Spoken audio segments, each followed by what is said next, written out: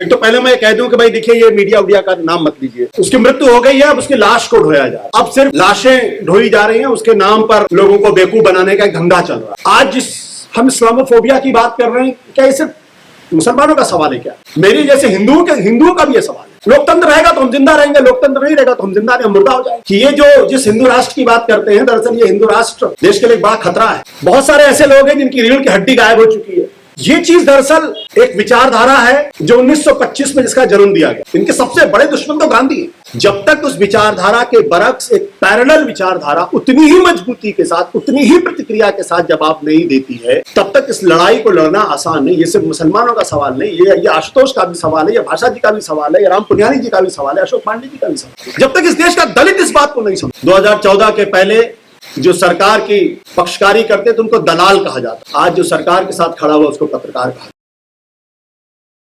मैं इस पूरी समस्या को, एक तो पहले मैं कह दूं कि भाई देखिए ये मीडिया उडिया का नाम मत लीजिए। उसकी मृत्यु हो गई है, अब उसकी लाश को ढोया जा रहा है। कोई मीडिया अब इस देश के अंदर एग्जिस्ट करता ही नहीं। हकीकत ये है, कुछ लोग हैं जो अपना ढोल पीट रहे हैं और उस ढोल का भी आवाज बहुत दूर तक जा नहीं रही है। तो मीडिया की डेथ हो चुकी है, अब सिर्फ लाशें ढोई जा रही हैं, उसके नाम पर लोगों को बेवकूफ बनाने का एक धंधा चल रहा है। दूसरी बात ये हमें समझना चाहिए कि ये सिर्फ क्या मीडिया का संकट, अगर जिसके बारे में बार बार बात करते हैं, क्या सिर्फ यही है? तो शायद हम इस समस्या को समझ ही नहीं पा रहे। शायद हम इसका, जब तक आप इस समस्या को समझेंगे नहीं, जब तक आप मर्ज को नहीं समझेंगे, तब तक इलाज कैसे करेंगे? हकीकत यह है कि मीडिया में जो कुछ भी दिखाई पड़ रहा, जो कुछ भी आपके सामने है, वो बहुत तेजी के साथ बढ़ते हुए कैंसर का सिर्फ एक रिफ्लेक्शन। अब ये हमें बैठ के सोचना है कि कैंसर 4th स्टेज में पहुंच गया, टर्मिनल स्टेज में पहुंच गया या नहीं पहुंच, 1st 2nd स्टेज से तो बाहर निकल चुका है। इसलिए सबसे पहले ये समझना पड़ेगा कि है क्या चीज। ये चीज दरअसल एक विचारधारा है जो 1925 में जिसका जन्म दिया गया। उस विचारधारा के मूल में दो चीजें,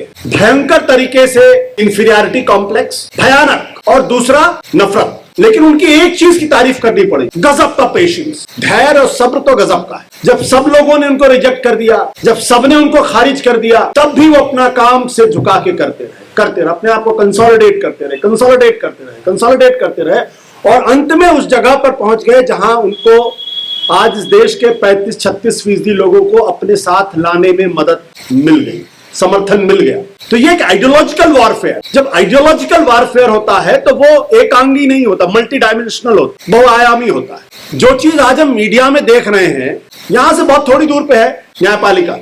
जजेस के नाम आप ले लीजिए और आपको पता चल जाएगा उनका फैसला क्या होने वाला है। बहुत सारे ऐसे लोग हैं जिनकी रीढ़ की हड्डी गायब हो चुकी है, और कुछ ऐसे लोग हैं जो कन्विंस्ड हैं यही होना चाहिए।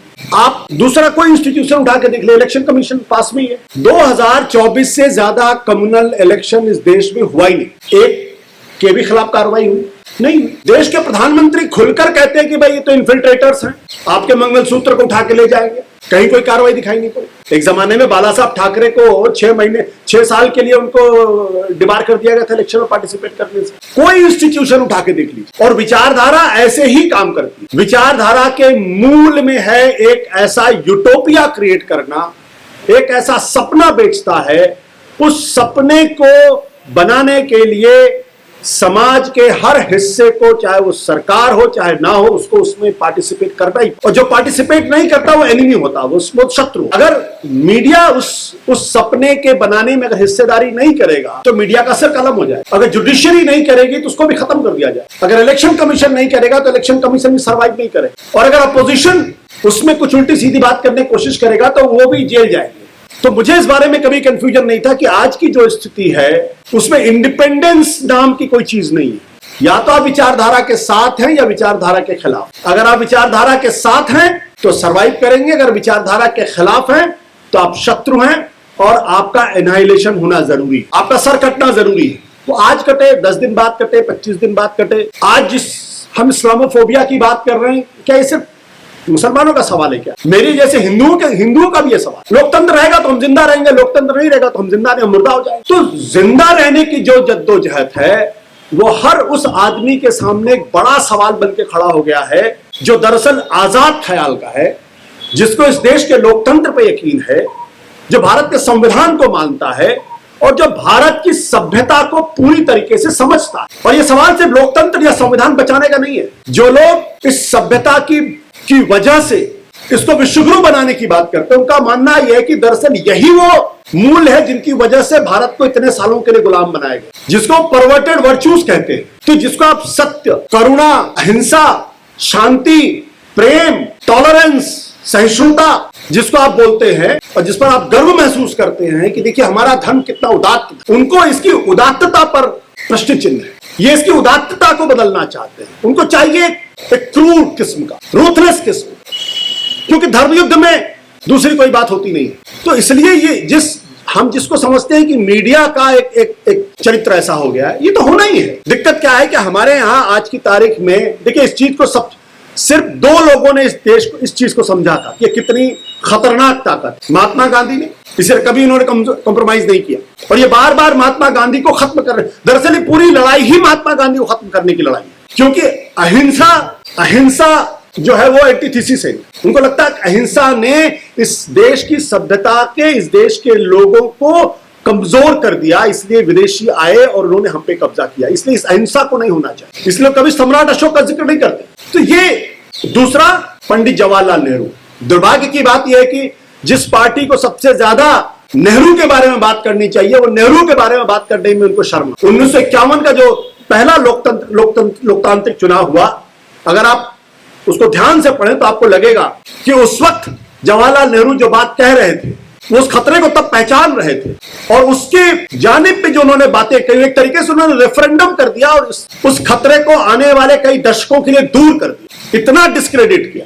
इसलिए आज जो अटैक नेहरू के ऊपर होता है, जो लगातार नेहरू पर अटैक होता है, हर चीज के लिए नेहरू पर अटैक होता है, वो इसीलिए होता है क्योंकि ये जानते हैं कि जिस दिन नेहरू खड़े हो जाएंगे उस दिन इनकी दुकान बंद हो जाएगी, जिन दिन गांधी जी खड़े हो जाएंगे उस दिन। और हकीकत में ये नेहरू पर हमला इसलिए करते हैं क्योंकि आज की तारीख में भी ये खुलकर गांधी के ऊपर हमला नहीं कर सकते। इनके सबसे बड़े दुश्मन तो गांधी है। तो नेहरू पर अटैक करना आसान है क्योंकि वो सरकार में थे, वो प्राइम मिनिस्टर थे। और जब आप सरकार में होते तो 10 काम करते, 5 काम लोगों को तकलीफ होती उससे। गांधी जी कभी सत्ता में थे नहीं, कभी सरकार नहीं चलाई उन्होंने। जिसको गांधी जी ने अपना उत्तराधिकारी कई साल पहले बनाया था, क्यों बनाया था उसका उन्होंने खुद जिक्र किया है। तो पहले वो नेहरू को खत्म करेंगे, उसके बाद गांधी। ये तो कहते थे गांधी वध 1962-63 में आके इनको लगा कि नहीं, ये हमको एंडोर्समेंट चाहिए, हमको क्रेडिबिलिटी चाहिए, तब गांधी को उन्होंने अपनाना शुरू किया। जिन लोगों ने बाबा साहब अंबेडकर के पुतले जलाए, क्या क्या नहीं कहा उनको, अगर आप हिंदू कोड बिल की पूरी डिबेट उठा के देखें तो आपको पता चले। आज वो बाबा साहब अंबेडकर को गले लगा के घूमते। सरदार पटेल ने इनके बारे में क्या नहीं। सरदार पटेल ने दिसंबर 1949 में चेन्नई की अपनी सभा में साफ तौर पे कहा कि ये जिस हिंदू राष्ट्र की बात करते हैं, दरअसल ये हिंदू राष्ट्र देश के लिए बड़ा खतरा है। और उन्होंने कहा संविधान मानना पड़ेगा, झंडे को तिरंगा सलाम करना पड़ेगा। और तुम कहते हो कि हम तुम पर यकीन करें, कहते कुछ हो करते कुछ हो, ये खेल तुमको खेलने नहीं देंगे, सरदार पटेल ने कहा। ये पूरी कोशिश है कि इतिहास में नेहरू को अलग थलग कर दो। एक बार अगर आपने नेहरू को खत्म कर दिया तो उसके बाद गांधी पर अटैक करना, गांधी को खत्म करना आसान हो जाए। ये उस दिशा में जा रहा है। हमारे यहाँ दिक्कत क्या है, आज देख रहे जो राजनीतिक पार्टियां 2014 में इनके साथ हाथ नहीं मिलाना चाहती, खाना नहीं खाना चाहती थी, गले नहीं मिलना चाहती थी, आज झुक झुक के पैर छूते। तो वो एक बहुत ही संगठित तरीके से अपनी विचारधारा को आगे बढ़ा रहे। जब तक उस विचारधारा के बरक्स एक पैरेलल विचारधारा उतनी ही मजबूती के साथ, उतनी ही प्रतिक्रिया के साथ जवाब नहीं देती है, तब तक इस लड़ाई को लड़ना आसान नहीं। ये सिर्फ मुसलमानों का सवाल नहीं, ये आशुतोष का भी सवाल है, ये भाषा जी का भी सवाल है, ये राम पुनियानी जी का भी सवाल है, अशोक पांडे जी का भी सवाल। और ये सवाल इसलिए है क्योंकि मेजॉरिटी के अंदर एक माइनॉरिटी है, अपने उस माइनॉरिटी माइंडसेट को पूरी मेजॉरिटी के ऊपर थोप। They are suffering from a complex. ये जो कॉम्प्लेक्स है, तो जब तक दलित खुलकर सामने नहीं आएगा, जब तक उसको यह नहीं लगेगा कि बाबा साहब अंबेडकर की पूरी विरासत को खत्म करना चाहते हैं, और उनकी विरासत को खत्म करने का मतलब यह है कि जो हजारों साल तक जो गैर बराबरी का जो सिलसिला था उसको खत्म करके आपको पुनः उसी गैर बराबरी मिला के खड़ा करते हैं। जब तक इस देश का दलित इस बात को नहीं समझ, दुर्भाग्य की बात है ऐसे नेता हैं जो हर पार्टी में फिट हो जाते हैं क्योंकि सब जगह उनको सत्ता चाहिए। जब तक इस देश का पिछड़ा नहीं समझेगा इस बात, और जब तक पिछड़े दलित और माइनॉरिटीज के लोगों के अंदर एक सहमति नहीं बनती, तब तक आप इसका मुकाबला नहीं कर सकते। इसलिए हमको बहुत लंबी लड़ाई के तैयार रहना चाहिए और किसी भी कुर्बानी के लिए तैयार रहना चाहिए, किसी भी बलिदान के लिए तैयार रहना चाहिए। ये इतनी आसान लड़ाई नहीं है, वो बहुत प्लान करके चलते हैं। वहां से हम आज के बारे में सोचते हैं, वो 25 साल बाद की प्लानिंग करके चलते हैं। ये जो 25 साल बाद की प्लानिंग है, कब क्या करना है, कैसे करना है, कौन सी गोटी फिट करनी, कौन से नैरेटिव को खड़ा करना है, वो उन सब चीजों को लेके चलते हैं। हमारे यहाँ वो एकता नहीं, हमारे यहाँ उस पर अभी कोई सोच नहीं है। इसलिए सिर्फ मीडिया का प्रश्न नहीं है, और दुर्भाग्य की बात यह कि हम सब लोग उसी मीडिया का हिस्सा हैं। और अंतिम में इतनी सी बात कहूंगा, 2014 के पहले जो सरकार की पक्षकारी करते थे उनको दलाल कहा जाता, आज जो सरकार के साथ खड़ा हुआ उसको पत्रकार कहा जाता है। बहुत बहुत शुक्रिया।